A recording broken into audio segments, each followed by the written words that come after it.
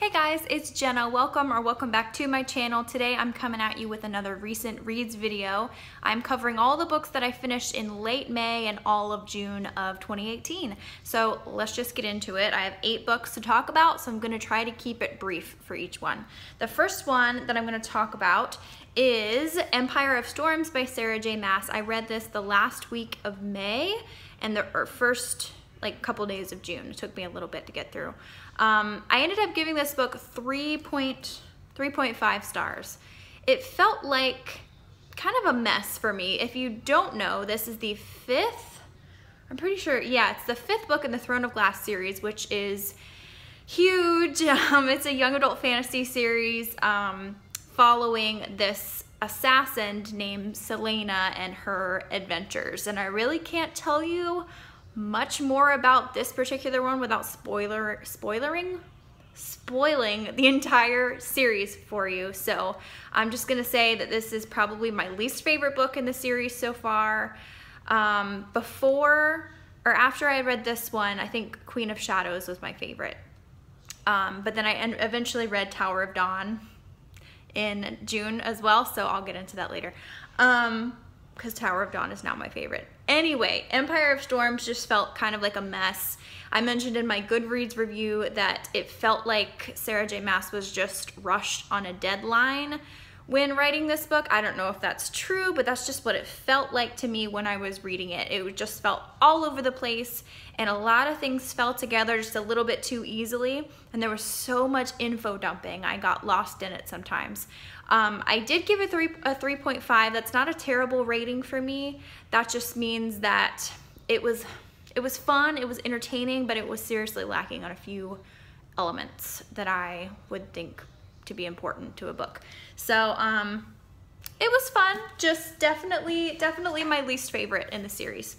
So the next book that I read was a 5-star read for me, and that was Big Little Lies by Liane Moriarty. I did not think I would like this book as much as I actually did. This was fantastic. It was funny, it was thrilling, it was heartbreaking, it was hard to read at times, but I just loved it so much. The pacing was perfect. The writing was just spot on. I wouldn't call it beautiful writing, I wouldn't say, but you know those moments where you just read a certain line of a book and you're like, oh yes, they absolutely hit that on the nose, that particular emotion or moment that you would experience in your everyday life. I just adored it. If you're unfamiliar, it is an adult mystery / thriller. I would say it's more of a mystery, in my opinion, following these 3 women, Celeste, Madeline, and Jane. And they're all moms of these little kids that are going into kindergarten, I believe, for the first time, and at this little seemingly perfect little school and seemingly perfect little community. But you find out their backstories and all of these secrets among all the moms, and it's just something that I could relate to, not as a mom, because I'm not a mom yet, but I work at a public library and I see a lot of the story time moms, and it was so funny. Like listening or reading these conversations and then like listening to a similar conversation at work. I just thought it was hilarious. So I would highly recommend this. I would also highly recommend the HBO series as well. Both are very good. Next up, I read a 4-star read, which was Assassin's Apprentice by Robin Hobb. I was so excited to finally get to this. This was a buddy read with 4 other BookTube ladies, Robin from Driftless Reader, Krista from Books and Jams, Kelsey from Hardback Haven, and Brittany from Brittany Freaking Reads. We had such a good time reading this together. I do have to say that they enjoyed this book a lot more than I did, I think. Maybe not a lot more, but definitely more.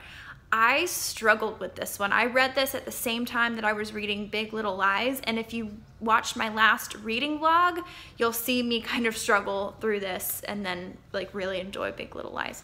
I think there was a lot of factors that went into my 4-star rating of this. I really enjoyed it, especially towards the end, but I had such a hard time getting into Robin Hobb's writing style and the way that she tells stories that it was really hard for me to get into. The plot, however, was interesting. It follows an assassin's apprentice. And his name is Fitz. He is a young boy. He starts off as being 6 years old in this book, and he eventually gets to about 13 or 14, I think. He's really, really young in this book. And we just follow him as he's growing up in this castle with a king, and he's an apprentice to an assassin, and he's learning all of these tips and tricks on how to deal with political intrigue in the castle and in the kingdom. And there are these attacks that are going on in the kingdom that are just devastating, and it's very, very much a setup book. And I think that's another reason why I struggled to get into it. There was just a lot of information being thrown at you, but you also get it from Fitz's perspective. So, and he's young, and he's writing down his memories. That's how the story is being told. So you don't actually get all the information that you need about the world in this book. So I struggled with it, but I still enjoyed it. So overall, it got a 4 out of 5 from me. The next book that I read was A Court of Frost and Starlight by Sarah J. Maas. This also got a 4-star rating from me. I thought about giving it like a 3.5, but I just got so many feels towards the end that I just gave it a 4-star. I have heard a lot of mixed reviews about this book. A lot of people were saying that it's just doesn't really have a point, and there's not a lot happening, and I get that. I question the point of this book because it just feels like a money grab.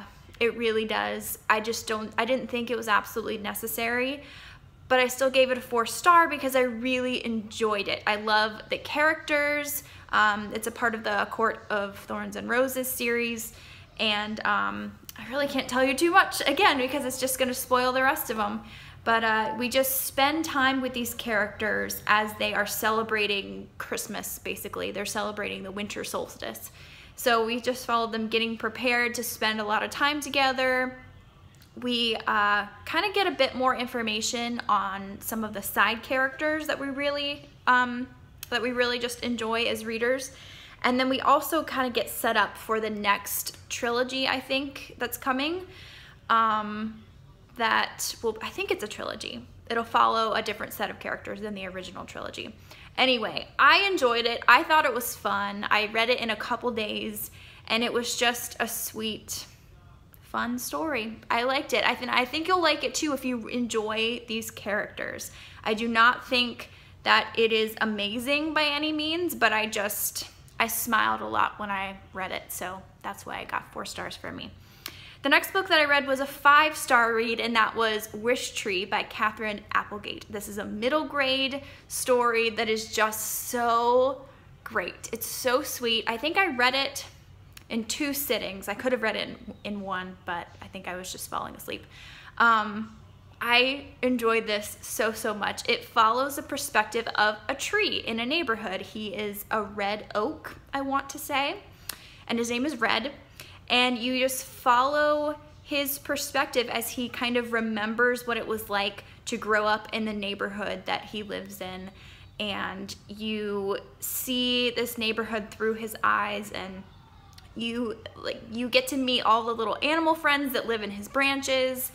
And he really helps these 2 children that live in the neighborhood with something that happens between them and some other neighbors. And it's just so heartwarming, and I actually teared up a little bit at the end of the book, and that rarely happens. I actually had to like wipe a tear from my eye physically, and that just doesn't happen to me in books. So if that tells you anything, I highly recommend it. It was just perfect. The next book I read was also a middle grade read, and I gave it 3 stars. That is The Mad Wolf's Daughter by Diane Magris. This was just okay. It was fun. It was a middle grade historical fiction novel, maybe even historical fantasy. It felt like a fantasy novel because we're following this young, I believe she's 12-year-old girl in medieval Scotland as she goes to rescue her father and her brothers because they were captured by the king's army or something, or a lord's army, not a king. And we follow our main character, whose name is escaping me right now, Dressed, I'm pretty sure that's her name. we follow Dress, and she is such a fun main character, really, really strong for being such a young girl. And it was just fun. I didn't think the writing was anything spectacular. The world building was not that great, but it was fun. I gave it 3 stars. I would recommend it to the kids that I work with at work, at the library. But other than that, I just didn't think it was anything too special, which was disappointing. The next book I read was another 5-star read, and that was Tower of Dawn by Sarah J. Maas. This is the 6th book in the Throne of Glass series, following a set of side characters, so it's kind of diverging from the main plot. And at first, whenever I heard that about this book, I was questioning, again, you know, the point of one of Sarah J. Maas's books. I was questioning just whether or not it actually had to exist, but after reading it, it was so good. It was so good. I gave it 5 stars. Like I said, it's probably my favorite book in the Throne of Glass series. Tower of Dawn and also Queen of Shadows. It was fun, and it was really touching. She kind of got back to her roots, I think, with the Throne of Glass series in Tower of Dawn.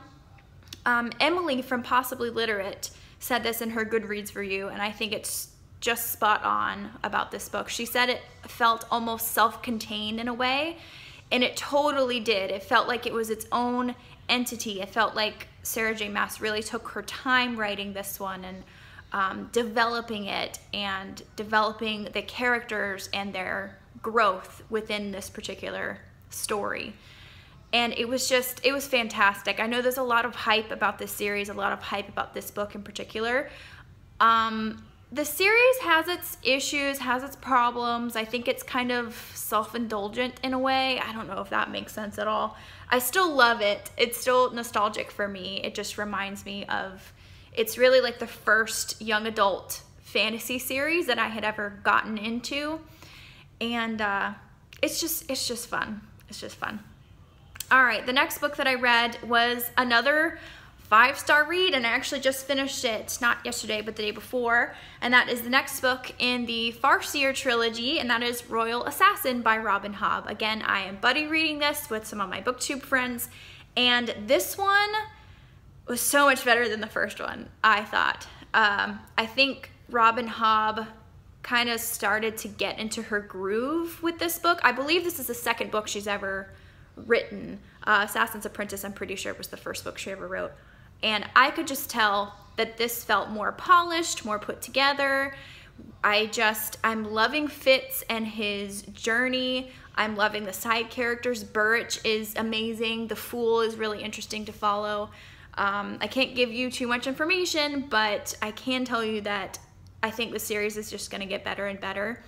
As far as like the realm of the Elderlings books, which are basically all of her books, they take place in the same world, but there's different series within the giant series. Does that make sense?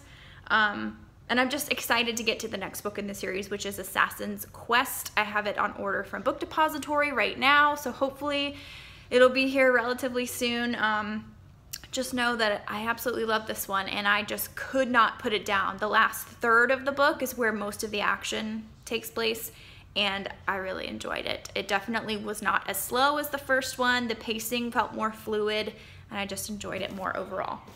And the last book that I want to talk about, I literally just started, so I'm not going to really explain that much, but that is The Death of Mrs. Westaway by Ruth Ware. And I have it checked out from the library. I'm going to try to breeze through it within the next few days. It's fun so far. I've only read like the first 3 chapters. The writing has not impressed me so far at all, but I'm intrigued by the premise. Basically, we follow this young girl named Harriet who receives a letter in the mail saying that her grandmother has passed away and that she is to inherit some of her vast estate. The only problem is Harriet's grandmother already passed away, like before she was born or something like that. So she's questioning whether or not she wants to try to impersonate the real granddaughter and try to get some money because she's really in hard times, or does she just ignore it? Does she respond? I don't know. Then there's supposedly this mystery that's kind of this dark kind of mystery that surrounds the inheritance or surrounds the estate in some sort of way, which really intrigues me, and I've heard really good things. So I'm just gonna keep reading that, and I'll let you know what I think in another video. After the death of Mrs. Westaway, I'm really not sure what I'm gonna pick up. I've been in such a fantasy mood recently that I might just continue reading Robin Hobb for a while. I might pick up some Cinda Williams Chima. I've been wanting to get into the Seven Realms series. But other than that, I just really don't know, because y'all know I'm a mood reader, so we will just see. I hope you enjoyed this video. Let me know down below if you've read any of these, as I would love to know your thoughts, and I'll see you guys soon with another video. Bye.